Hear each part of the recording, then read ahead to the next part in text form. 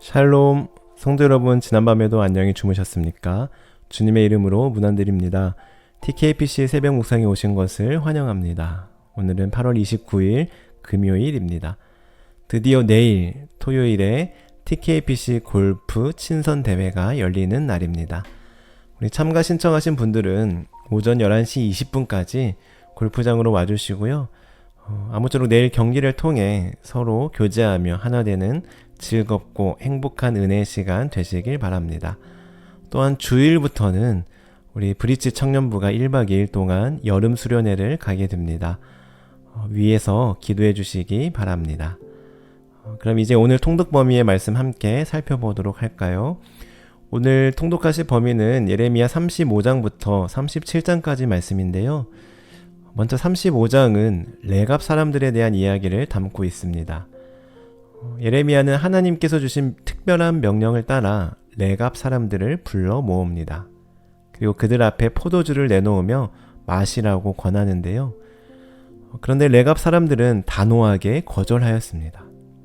우리 조상 요나답이 우리에게 포도주를 마시지 말라 명령하였기에 우리는 세대를 이어 그 명령을 지키고 있습니다 하고 당당하게 말하며 거절하였던 것이죠. 즉, 그들은 단순히 술을 안 마신 것뿐만 아니라 집을 짓지 않고 장막에 살며 농사를 짓지 않고 유목 생활을 하라는 조상의 말을 수백 년이 지나도록 충실히 지켜왔던 것입니다. 그리고 하나님은 이 모습을 통해 이스라엘에게 교훈을 주십니다. 사람의 명령도 이렇게 세대를 이어 지키는 사람들도 있는데 하물며 하나님의 말씀을 너희가 어찌 이리도 듣지 않느냐 하고 말이죠. 이어서 예레미야 36장은 서기관 바룩이 두루마리를 낭독하는 장면이 담겨 있는데요. 예레미야는 감금되어 성전에 들어갈 수 없었기 때문에 대신 바룩이 성전에 올라가 하나님의 말씀을 백성들에게 낭독하였습니다. 그리고 그 내용은 유다와 예루살렘이 멸망할 것이라는 경고였는데요. 사람들은 충격을 받고 이 소식을 왕궁에도 전합니다. 그리고 그 두루마기가 왕에게 전달되었습니다. 그런데 갑자기 왕이 하나님의 말씀이 담긴 그 두루마리를 칼로 자르고 불 속에 던져 버렸습니다. 그러나 말씀은 결코 없어지지 않았습니다. 하나님은 예레미야에게 다시 불러 기록하게 하셨고 그 말씀은 오히려 더 많은 경고와 심판의 메시지로 채워지게 되었습니다. 마지막으로 37장은 바벨론에 대한 고집과 시드기야의 불안의 모습을 그리고 있는데요. 시드기야가 왕이 되었을 때 상황은 더욱 위태로웠습니다. 바벨론의 군대가 예루살렘을 포위했습니다. 그런데 애굽의 군대가 올라오자 바벨론이 잠시 포위를 풀고 떠났고 이에 대해 시드기야와 유다 백성들은 이제 살았다 하며 안도하였습니다. 하지만 그때 예레미야는 냉정하게 말합니다. 애굽은 너희를 구원하지 못한다. 바벨론 군대가 반드시 다시 와서 이 성을 불태울 것이다 라고 말이죠.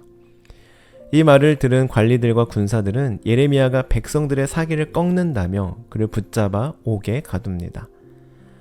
이처럼 예레미야는 어두운 감옥에서 고통을 당했지만 여전히 하나님의 말씀을 굽히지 않고 전했습니다. 여기까지가 오늘 통독할 범위에 해당하는 말씀의 줄거리이고요. 이제 오늘 함께 묵상할 말씀 나누도록 하겠습니다. 오늘 함께 묵상하고자 하는 말씀은 예레미야 37장 11절부터 21절까지의 말씀입니다. 제가 읽어드리겠습니다.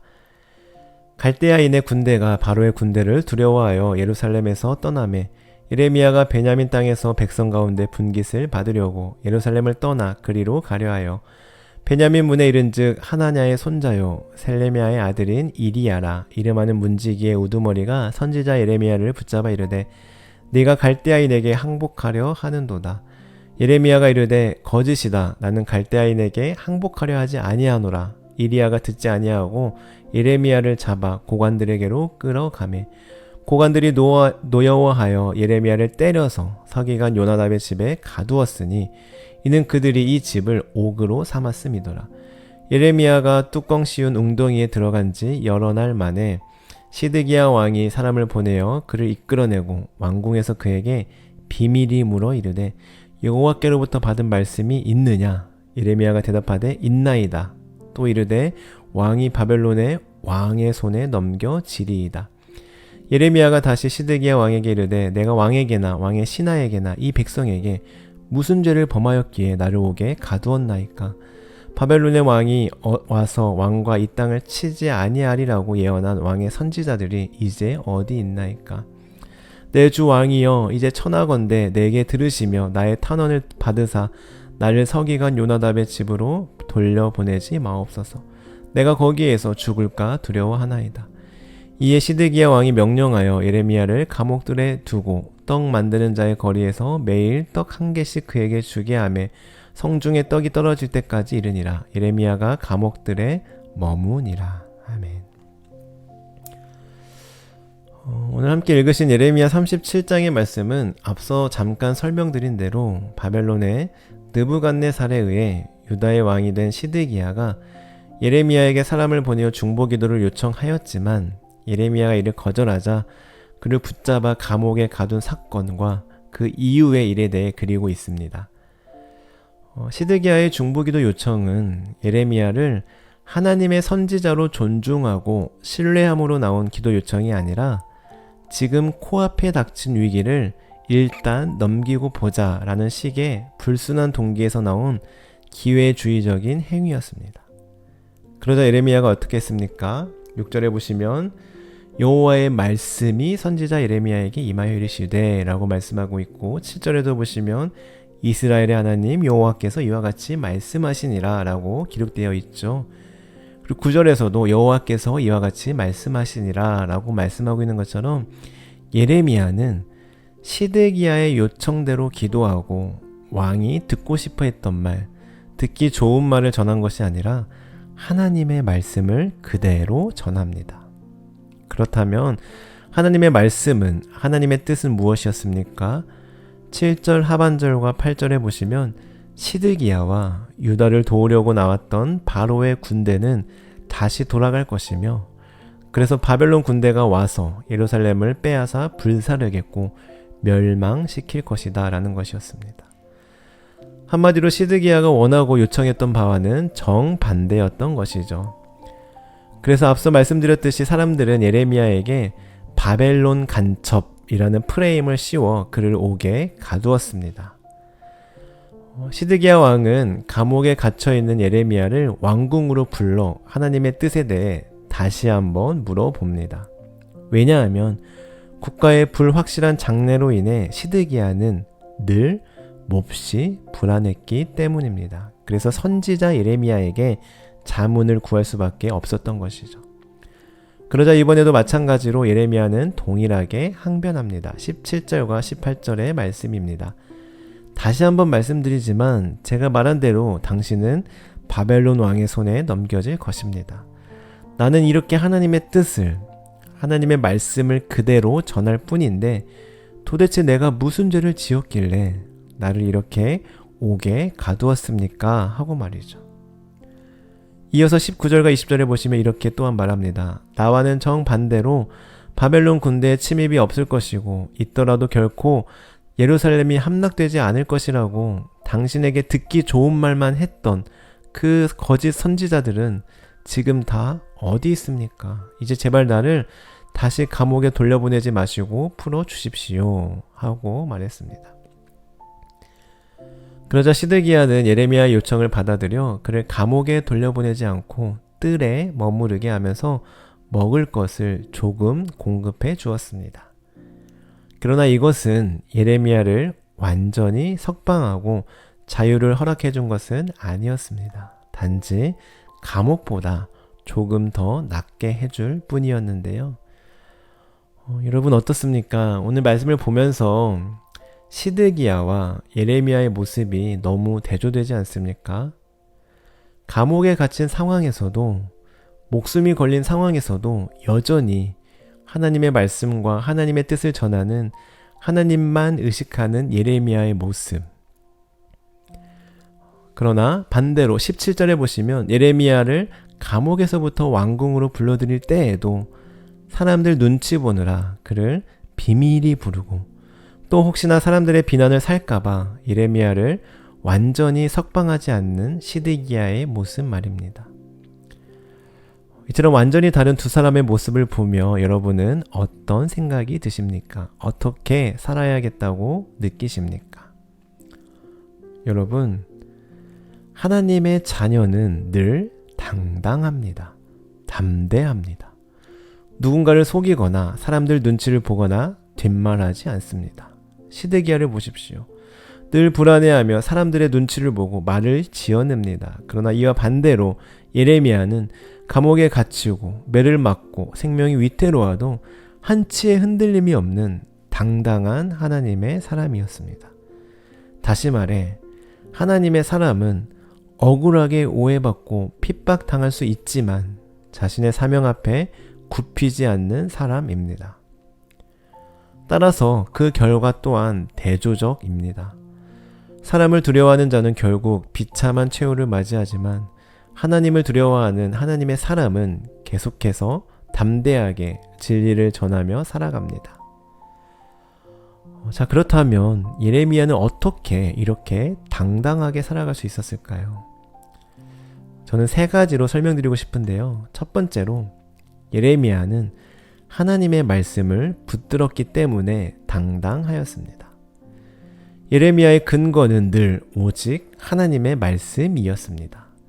세상이 흔들려도, 상황이 바뀌어도, 협박을 당해도 그는 변하지 않았습니다.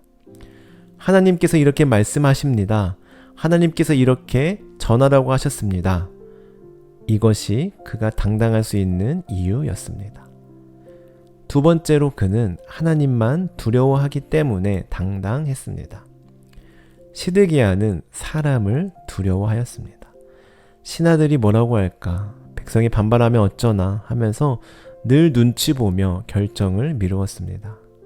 그러나 예레미야는 사람을 두려워하지 않고 오직 하나님만 두려워하였습니다. 잠언 29장 25절은 이렇게 말씀합니다. 사람을 두려워하면 올무에 걸리지만 여호와를 의지하는 자는 안전하다라고 말이죠. 마지막으로 예레미야는 사명을 지키기 때문에 당당하였습니다. 사실 예레미야의 삶은 고난의 연속이었지만 그러나 그는 끝까지 사명을 버리지 않았습니다. 그는 감옥에 갇히고 매를 맞고 왕 앞에서조차 주저하지 않았습니다. 이처럼 그는 사명을 붙들었기 때문에 감당할 수 있었던 것입니다.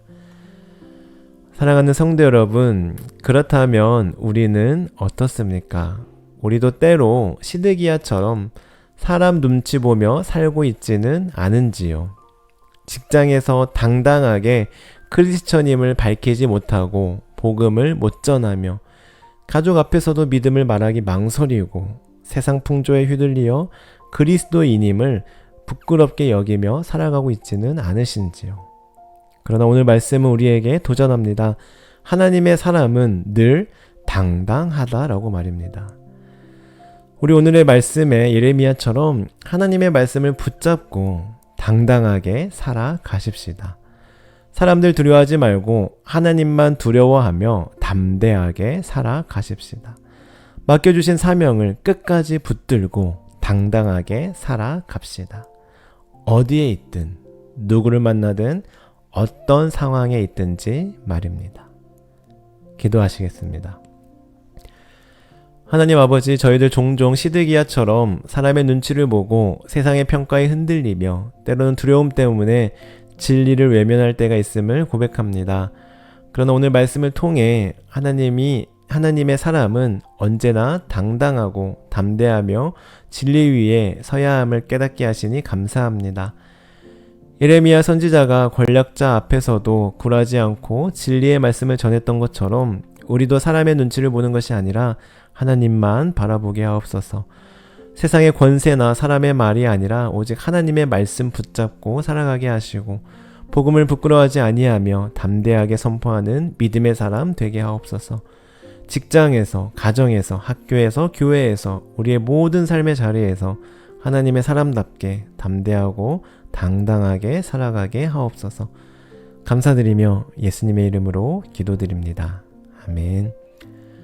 우리 계속해서 개인적인 기도 제목과 우리의 기도가 필요한 분들을 떠올리며 기도하시겠습니다.